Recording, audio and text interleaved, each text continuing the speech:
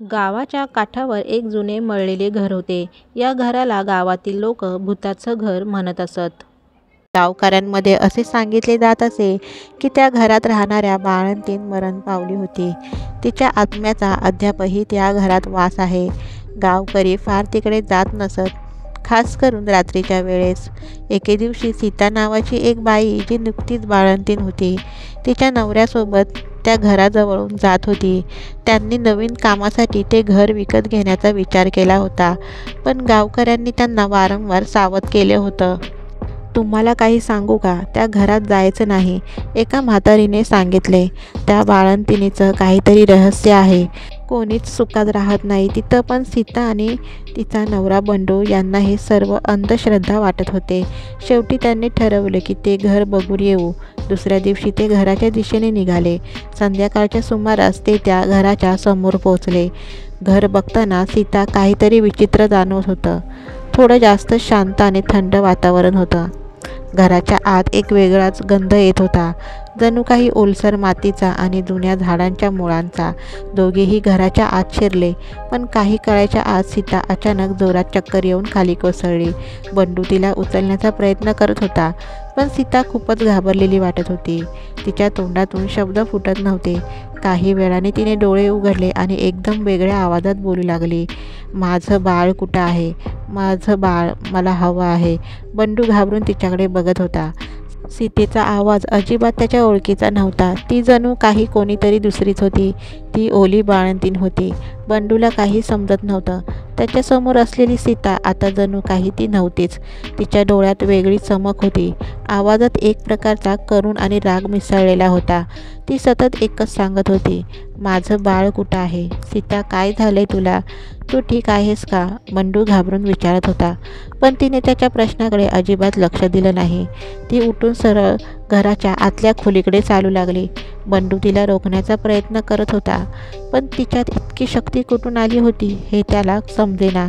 सीता त्या ओलसर अंधाऱ्या खोलीत शिरली. खोलीत एका कोपऱ्यात जुनं झोपाळं होतं, जे हलक्या आवाजात खडखडत होतं.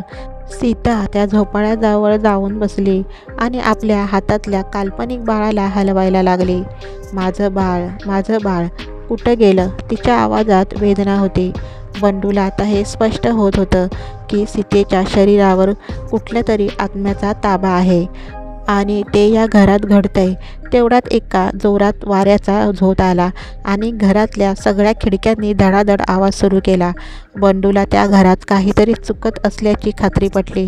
त्याने तिला तिथून घेऊन जाण्याचा प्रयत्न केला, पण सीता आता एकदम स्थिर होती आणि शांत झाली होती. जणू काही एका क्षणात तीच पुन्हा बनली.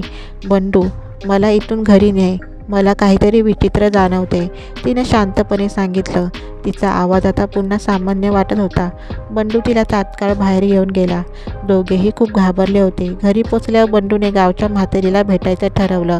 ही म्हातारी, जिच्याबद्दल गावात सगळे म्हणायचे की ती जुन्या काळच्या गोष्टी आणि रहस्य जाणते. दुसऱ्या दिवशी बंडू आणि सीता त्या म्हातारीच्या घरी गेले. म्हातारीने त्यांना बघताच विचारलं, तुम्ही त्या घरात गेला होतात ना? काहीतरी बघितलं का? बंडूने घडलेली सगळी हकीकत सांगितली. म्हातारी शांतपणे ऐकत होती. मग तिने हळूहळू सांगायला सुरुवात केली. त्या घरात एक बाई होती. ती बाळंतीण होती, पण बाळ जन्माला आलं तेव्हा काहीतरी भयंकर घडलं.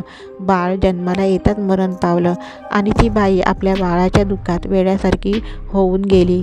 तिने स्वतःचा जीव घेतला. तेव्हापासून तिच्या आत्म्याचा शोध सुरूच आहे, आपल्या हरवलेल्या बाळाचा शोध. आता तुम्ही दोघांनी त्या घरात पाऊल ठेवलंय. ती आत्मा सीतेच्या शरीरात प्रवेश करू पाहते, कारण ती तिला आपल्यासारखं बाळंतीण वाटते. सीतेला आणि बंडूला आता सगळं कळलं. त्यांनी विचारलं, मग आता आम्ही काय करायचं? तिला शांत कसं करायचं? म्हातारीने गंभीर आवाजात सांगितलं, तुम्हाला तिला तिचं बाळ परत मिळवून द्यावं लागेल. ती आत्मा तिथून मुक्त होईल फक्त जेव्हा तिला वाटेल की तिचं बाळ तिच्या जवळ आहे. म्हातारीच्या सल्ल्याने बंडू आणि सीता आणखीन घाबरले होते. त्या आत्म्याला मुक्त करण्याचा एकच मार्ग होता. तिला तिचं हरवलेलं बाळ परत मिळवून द्यावं लागणार होतं.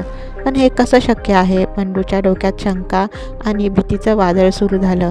आता काय करायचं? सीता चिंतेत विचारत होती. तिचं मन भयंकर गोंधळलं होतं. ती स्वतःवर आलेल्या संकटाची कल्पनाही करू शकत नव्हती. आधी शांत होऊ, मग विचार करू, बंडूने तिला दिलासा दिला. म्हातारीने त्यांना एक योजना सांगितली. त्या बाईच्या आत्म्याला तिचं बाळ परत मिळवून द्यायचं असेल तर तुम्ही एक विधी करावा लागेल. त्या घरात एका जुन्या पेटाऱ्यात तिच्या बाळाच्या काही वस्तू अजूनही आहेत. त्या वस्तू शोधा आणि त्याचं एक छोटं गोंडस पुतळं तयार करा. जणू तेच तिचं हरवलेलं बाळ आहे. मग तिच्या आत्म्याला ते अर्पण करा. हे ऐकून बंडूला आणि सीताला जरा आशा वाटली. त्यांनी ठरवलं की पुढच्या दिवशी ते परत त्या घरात जातील आणि म्हातारीने सांगितलेला विधी करतील. दुसऱ्या दिवशी सूर्यास्ताच्या वेळेस दोघेही पुन्हा त्या घराच्या दिशेने निघाले. त्यांच्या मनात आता केवळ एकच विचार होता, आत्म्याला शांत करण्याचा. घराच्या आत शिरल्यावर तिथे पुन्हा तोच ओलसर गंध आणि थंड वातावरण होतं. घर जणू काही त्यांच्या वाटच पाहत होतं. बंडूने म्हातारीने सांगितलेला पेटारा शोधायला सुरुवात केली.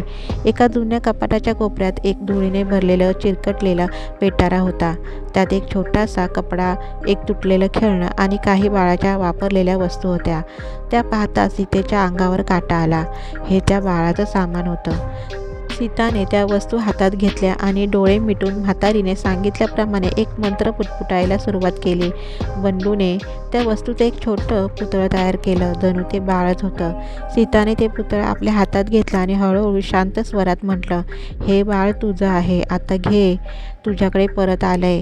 तेवढ्यात घराच्या आतला वारा थांबला. वातावरणात एक विचित्र शांतता पसरली.